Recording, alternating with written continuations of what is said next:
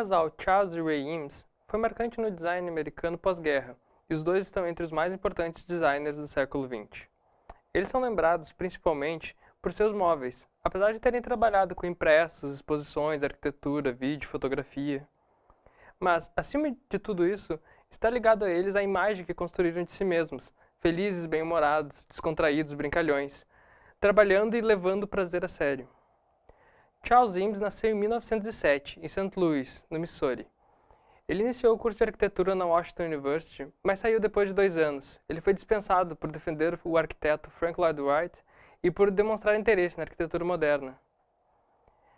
Ray Kaiser nasceu em 1912, em Sacramento, na Califórnia.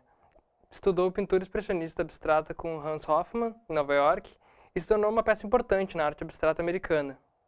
Em 1941, Charles e o arquiteto Eero Saarinen, seu amigo e colega na Cranbrook Academy of Art, participaram da competição de design orgânico para o mobiliário doméstico, no Museu de Arte Moderna. Eles ganharam com o projeto de uma cadeira, com assento composto apenas por uma placa de madeira compensada moldada.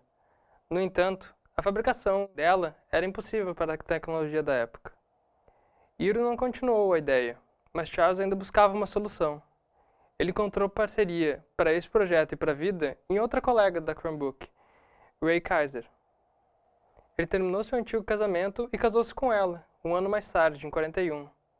Juntos, eles construíram uma máquina que, como mágica, moldava madeira compensada, por isso chamaram-na de Kazam. Com ela, eles exploraram mais possibilidades de design e de arte com madeira moldada. O trabalho deles chamou a atenção da Marinha dos Estados Unidos. Eles foram chamados, durante a Segunda Guerra Mundial, para projetar equipamentos leves, baratos e que pudessem ser produzidos em massa. Um exemplo é a tala para pernas, de 1942, com desenho orgânico e modular. Ela podia ser fabricada em série e ser transportada facilmente. Um dos problemas que eles tinham ao moldar madeira é que sempre tinham que deixar furos para que ela não se quebrasse. Isso era ótimo nesse caso, pois a tala precisava dos furos para amarração. A experiência com a tecnologia das fábricas do exército permitiu aos Eames aperfeiçoar sua técnica para moldar madeira. Este período também os ensinou a pensar não apenas no resultado, mas colocar o processo de fabricação integrado ao projeto. Em 1943, eles se instalaram no número 901 da Washington Boulevard, em Venice, na Califórnia. Local onde o escritório Eames funcionaria até seu fechamento, em 1988. O processo de criação deles envolvia muita prática. Eles faziam diversos protótipos e valorizavam o aprendizado da tentativa. Destacavam para não delegar a outros o entendimento das coisas, seja dos materiais, dos processos, dos conteúdos. Após o fim da Segunda Guerra Mundial, uma boa parte da sociedade americana começava a ter conforto financeiro pela primeira vez, desde a Grande Depressão, e todos queriam renovar seus lares dos antigos móveis, que lembravam aquele período difícil. Uma vez que os Eames viam o design como um gesto de um bom anfitrião, que atende às necessidades de seus convidados, eles sentiram a obrigação de atender essa necessidade, projetando móveis modernos para essa sociedade em ascensão. Em 1946, o Museu de Arte Moderna fez a exibição Mobília Nova por Charles Eames, expondo os resultados do casal. A ausência do nome de Ray se manteve inclusive nos catálogos de lojas, até 1952. Isso mostra a resistência que havia no meio para reconhecer a participação de uma mulher nos projetos, mesmo que fosse clara a ligação, por exemplo, entre os produtos finais e a produção artística dela. Era perceptível que fora sua capacidade de expressar sensações com as formas que marcou os projetos do casal. Nessa exposição, foi apresentada pela primeira vez a poltrona LCW.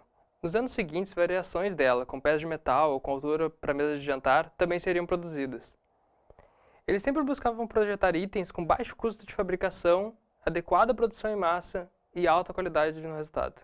As madeiras de compensado moldado possuíam todas essas características, e juntos a Herman Miller, eles produziram diversos outros produtos ao longo da carreira. Fora os móveis, em 1943, 1944 e 1947, Ray Eames desenhou capas para a revista Art and Architecture.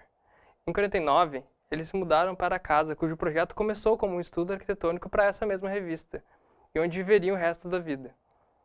Ela começou a ser projetada por Charles e Eero com o título de Bridge House, mas sofreu diversas alterações quando Eero saiu e o casal assumiu o projeto, e então decidiram não interferir tanto na natureza do terreno.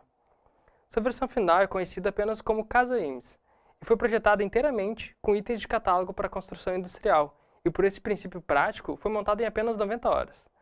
Ela tornou-se um marco da arquitetura moderna. Em seu interior, guardava diversos objetos que coletavam em suas viagens pelo mundo. Explorando novos materiais para o mobiliário, em 1950, eles lançaram um grupo de cadeiras de fibra de vidro, incluindo a Lachaise, que já havia sido projetada em 48, e que foi batizada assim por seu formato peculiar, lembra a escultura Floating Figure, de Gaston Lachaise. A ergonomia dessa cadeira permite que ela seja utilizada tanto para sentar quanto para deitar. Em 56, eles finalizaram um projeto de anos, que resultou na conhecida poltrona IMS 670-671. Foi principalmente feita de compensado moldado e couro.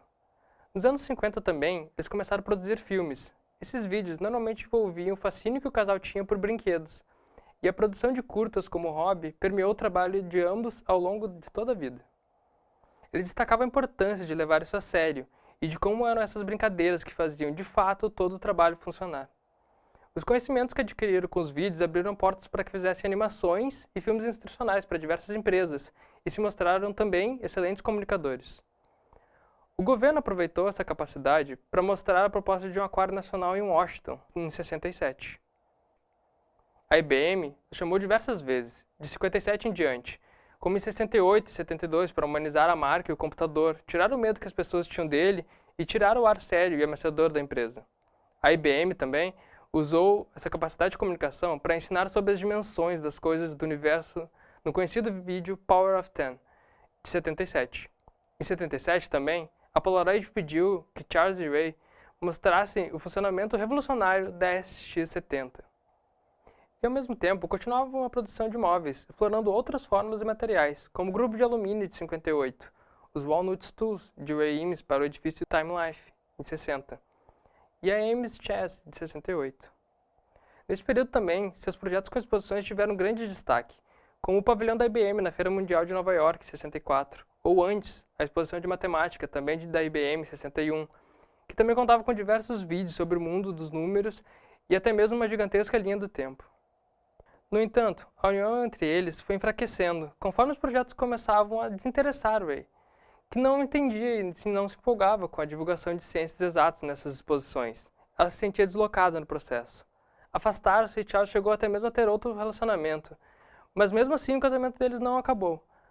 Mantiveram-se casados até a morte de Charles, em 78. Ray assumiu o escritório e cuidou para que o legado do casal fosse preservado. Morreu 10 anos depois.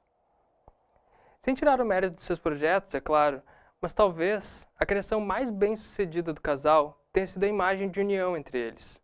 Uma união feliz, descontraída, quase utópica.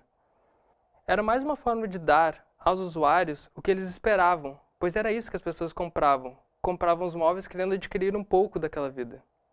Os Eames foram um casal moderno, projetando móveis modernos para uma sociedade que desejava ser moderna. Mas é claro que, como acontece atualmente em redes sociais, a imagem transmitida da vida não corresponde à real, e em ambos os casos quem faz busca aprovação. Se hoje gera likes, para eles gerou público, contratos, e estando nessa posição, com a competência que tinham, conquistaram um papel importante na história do design.